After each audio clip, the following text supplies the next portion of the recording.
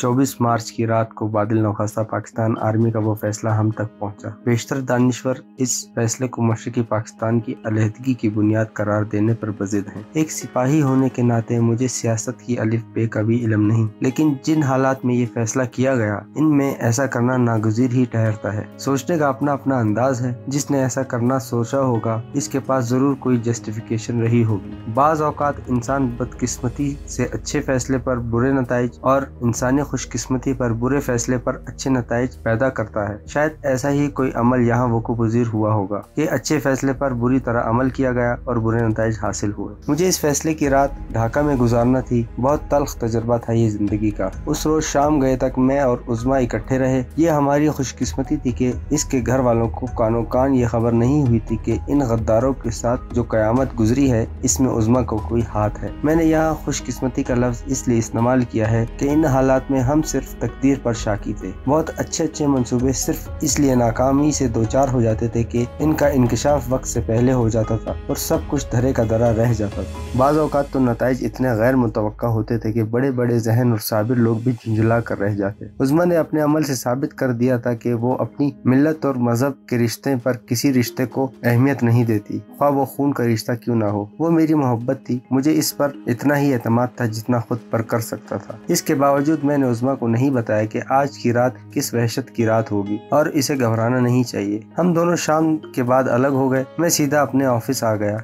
जहाँ कुछ नई इत्तलात मेरी मुंतजिर थी। मेरे साथी वर्दियाँ पहने कुछ कर गुजरने के मुंतजिर थे। उज़्मा से मिलने वाली नई इत्तलात पर मैंने मजीद गौर किया। इसके बाद मैंने इन्हें अपने एरिया में होने वाली कार्रवाइयों की हिदायत दी। हमारे हिस्से में ढाका में शरपसंदों का सबसे बड़ा गढ़ यानी ढाका यूनिवर्सिटी आई। मुझे अपने सेशन के साथ ढाका यूनिवर्सिटी के सबसे खतरनाक हिस्से जगन्नाथ हाल पर कब्जा करना था। एक और सेक्शन भी मेरी कमांड में दे दी गई जिसने इससे मोलिका यूनिवर्सिटी कैंपस और इकबाल हाल पर कब्जा करना था। हमारी इत्तलात के मुताबिक जगन्नाथ और इकबाल हाल में शरपसंदों ने खतरनाक और खुदकार असला बड़ी तादाद में जमा कर रखा है और यूनिवर्सिटी के इस हिस्से में भारतीय फौज के बाकायदा कमांडोज भी इन शरपसंदों की मदद के लिए मौजूद थे। हमें पहले से तैयार शुदा प्लान के मुताबिक फेल खाने में वाक़ अपने हेडक्वार्टर से सीधा रमना रेस कोर्स की तरफ जाना था। इस तरह लंबा चक्कर काट के ढाका यूनिवर्सिटी पहुंचना था, जबकि दूसरी सेशन को फेल खाने से न्यू मार्केट के रास्ते मंजिल मकसूद तक पहुंचना था। इस दौरान पाकिस्तान आर्मी की मायानाज 22 बलोच रेजिमेंट फेल खाना में ही मौजूद रहती, क्योंकि यहाँ IPR ईस्ट पाकिस्तान राइफल का हेडक्वार्टर था, जहाँ IPR के 5000 नफरी मौजूद थी। 22 बलोच ने इन लोगों को गैर मुसल्लह करना और इनके टेलीफोन एक्सचेंज पर कब्जा करना था। हमें यूनिवर्सिटी कैंपस तक किसी मज़ामत से बचने के लिए ये रास्ता इख्तियार करने की तलकीन की गई थी, क्योंकि फेल खाने में IPR की तरफ से मज़ामत का इम्कान मौजूद था। गुज़िश्ता 3 रोज़ से हमारी गश्ती दफातर अमूमन यहाँ मुंतकिल हो चुका था और राजर बाग में सिर्फ 3 सिपाही और 1 सूबेदार बाकी रह गए। हमने अपने ऑपरेशन का आगाज रात 12:30 बजे करना था, लेकिन शायद मंसूबा कबल वक्त अफशा हो गया था, इसलिए हमें रात 11 बजे रवानगी का हुक्म मिला। मेरे साथ 15 जवान थे और हमारे पास हल्के और खुदकार हथियार थे। चूँकि कार्रवाई बर्क रफ्तारी से अंजाम पानी थी और सख्ती से हुक्म दिया गया था कि इंसानी जानों का ज़िया कम से कम हो, इसलिए शायद कमांडोज का इंतखाब किया गया था। यूनिवर्सिटी के दरवाजे पर पहुंचने तक हमें सिर्फ 2 जगह मामूली मज़ामत का सामना करना पड़ा था, जबकि हमारे इर्द गिर्द क़यामत बरपा थी। यूँ लगता था कि जैसे सन्नाटे की कोख से अचानक देवहेकल दरिंदों ने जन्म ले लिया हो और अब वो अपनी चिंगाड़ों से आसमान सर पर उठा रहे हैं। फायरिंग से कान पड़ी आवाज सुनाई नहीं देती थी। ऑपरेशन का आगाज शायद सारे मुल्क में हो चुका था। इस लम्हे मुझे रह रहकर इन बेगुनाहों का ख्याल आ रहा था जिन्हें इस ऑपरेशन की भीड़ चढ़ना था। इनके गुनाह सिर्फ ये था कि वो कमजोर थे। अगर वो पाकिस्तान की हिमायत भी करते तो जबान से कुछ नहीं कह सकते थे। बसूरत दीगर इन्हें इसकी तवक्कुआत से बढ़कर इसकी कीमत अदा करनी पड़ती। अब ये बेचारे पाकिस्तान शरपसंदों और फौज के दरमियान घिर कर रह गए थे। बाद में वाक़यात से हमें इल्म हुआ कि मुतअद्दिद मकामात पर शरपसंदों और बागियों ने इन बेगुनाहों की आड़ ले रखी थी और बेशतर मकामात पर यह भी हुआ कि उन्होंने या तो इन बेकसों को पाकिस्तानी फौज की फायरिंग के सामने फेंक दिया या फिर खुद गोलियों से भून डाला। इस तरह इन्हें दोहरे फायदे हासिल हुए। एक तो मकतूलीन की तादाद में इनके प्लान के मुताबिक इजाफा हुआ और बैनुल अक़वामी प्रेस को खुलकर खेलने का मौका मिल गया। दूसरी तरफ मुहिब्बे वतन बंगालियों को कान हो गई कि पाकिस्तान की हिमायत भले वो खामोशी में रह कर की जाए, इसका अंजाम इतना भयानक होगा और मुसीबत पड़ने पर इन्हें बचाने के लिए भी कोई नहीं आएगा।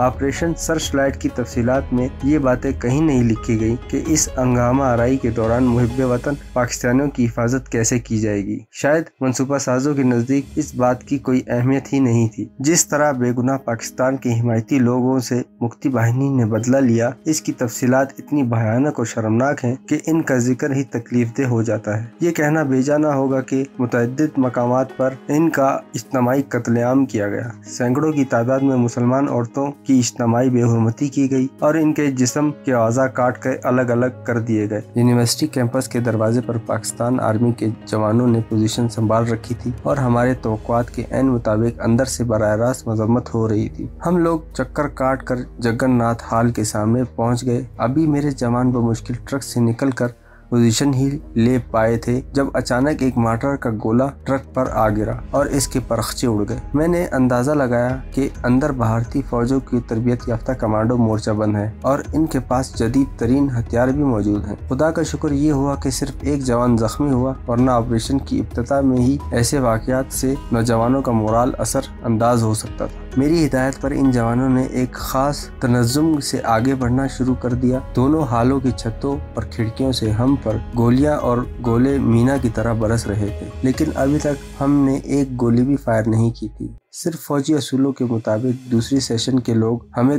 कवर फायर दे रहे थे ताकि दुश्मन को अपनी तरफ उलझाए रखें। मेरी ख्वाहिश यही थी कि इन लोगों को जिंदा गिरफ्तार किया जाए और किसी भी तरह ये हथियार डालने पर रजामंद हो जाएं। मैं जानता था इनमें ज्यादा तादाद इन वरगलाए गए बदकिस्मत बंगाली नौजवानों की है जिन्होंने एक आध मरतबा कलकत्ता में लगे भारतीय कैंपों को देख लिया था और हिंदुओं ने इनके मुंह को शराब और औरत की हवस की चाट लगाकर इन्हें बांग्लादेश की जहरीली गोली शुगर कोटेड करके निकल जाने पर मजबूर कर लिया था। मेरा ईमान था कि अब ये वरगलाए गए नौजवान राह रास्त पर आ सकते हैं, लेकिन सिर्फ मेरी सोच यहाँ क्या मायने रखती थी, मेरी हैसियत ही क्या थी। पाकिस्तान फौज का एक मामूली कैप्टन की हैसियत से मैं क्या इनकलाबी कदम उठाता। मैं जानता था कि मेरी तरह मेरे तमाम साथी भी यही सोच रहे थे, यही चाहते थे। जिस दुश्मन से हमारा साबका था वो कमीनगी और बुज़दिली की हदों को छू रहा था। इसके मक्कार मंसूबा साजों की ज़हनियत में ये बात जरूर रही होगी कि मुसलमान के लहू में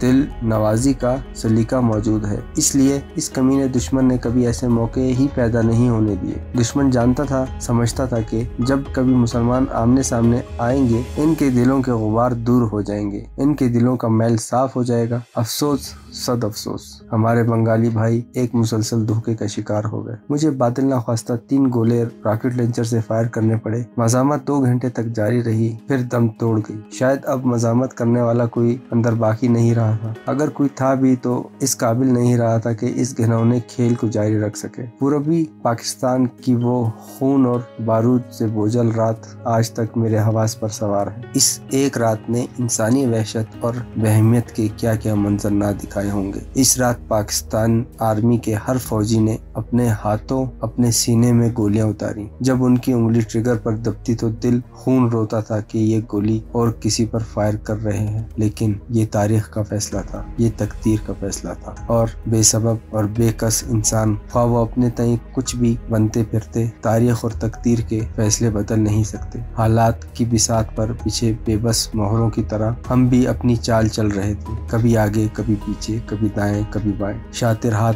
अपना खेल खेल रहे थे। संजीले माजियों की जमीन, बांस और ताड़ के दरख्तों वाले मशरकी पाकिस्तान, नारियल की खुशबूदार हवाओं वाला ढाका खून की होली में नहा गया। जब मैं अपने जवानों के साथ जगन्नाथ हाल में दाखिल हुआ तो यहाँ असले के ढेर आग में जल रहे थे। एक तरफ कागजात का पुलिंदा जल कर स्याह हो चुका था। हमारे कदमों में जो लाशें बिछी थी इनमें बेशतर के चेहरों पर नहुसत ये बावर करवाने के लिए काफी थी कि ये कौन है। मैं इकबाल हाल के दरवाजे के अंदर दाखिल होने वाला पहला पाकिस्तानी फौजी था। अभी मैंने बमुश्किल चंद कदम ही आगे बढ़ाए थे कि जब अचानक एक जख्मी ने करहा कर मेरी तवज्जो अपनी तरफ मबजूल की। मैंने गर्दन घुमाई, इसके साथ ही मेरे हमरा آنے والے جوان کی گن بھی اس طرف گھوم گئی۔ نو، میں نے چیخ کر اسے فائر کرنے سے منع کیا۔ پانی، زخمی جو 3 لاشوں کے درمیان لاش کی صورت ڈھیر تھا، پکارا۔ میرے اشارے پر میرے جوان نے اپنی شکل اس کے منہ سے لگا دی۔ اس نے بمشکل 2-3 گھونٹ ہی حلق میں اتارے تھے۔ میں جانتا تھا کہ یہ اس کی زندگی کے آخری گھونٹ ہے۔ قدرت نے شاید اسے انہی 1-2 گھونٹ کے لیے اب تک زندہ رکھا تھا۔ اس کے پہلو سے خون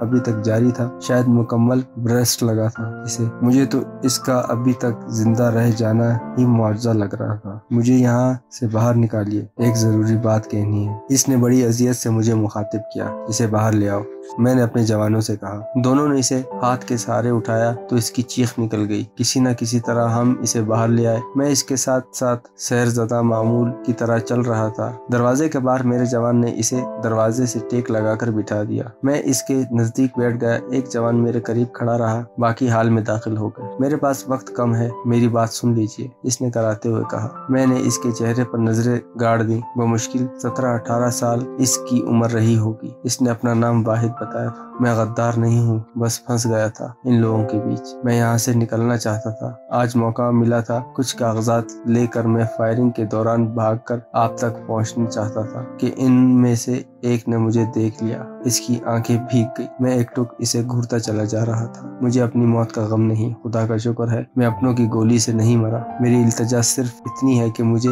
ان کے ساتھ دفن نہ کیجیے۔ اس نے یہ باتیں رک رک کر اور بڑی اذیت سے بیان کی تھی۔ بمشکل اس نے اپنے گھر کا ایڈریس بتایا۔ آپ گواہ رہیں گے، اے اللہ تو گواہ رہنا، پاکستان زندہ باد، لا الہ۔ اس کی گردن ایک طرف ڈھلک گئی۔ اس کی آنکھیں ابھی تک کھلی تھی، شاید مجھ سے اپنی سچائی کی تصدیق طلب کرنا چاہتی تھی۔ میں نے بے بسی سے گردن ہلا دی، بالکل یوں جیسے کسی پھانسی کے مجرم کو مر جانے کی تصدیق سرکاری ڈاکٹر کر دیا کرتے ہیں۔ جانے کس عمل کے تابع میرا دایاں ہاتھ اٹھا، میں نے اس کی پلکیں بند کر دی۔ اس کے چہرے کی معصومیت 2 چند ہو گئی تھی، بالکل ایسے جیسے لمبی تان کر بڑی گہری نیند سو گیا ہو۔ میں اٹھ کر کھڑا ہو گیا، میرے بازو بھی اختیار اوپر اٹھے اور اسے نظر عقیدت گزارتا دوبارہ اپنی جگہ واپس آ گیا۔ اس نے شاید مکتی باہنی کے کسی پلان کے ساتھ بھاگ کر پاکستانی آرمی تک پہنچنا چاہا تھا، لیکن قسمت نے اسے موقع نہ دیا۔ خدا کا شکر ہے کہ اسے کسی پاکستانی فوجی کی گولی نہیں لگی۔ جانے کب تک میں اس کے چہرے پر نظریں جمائے کھڑا رہا، جب میرے صوبیدار نے مجھے اوکے کی رپورٹ دی۔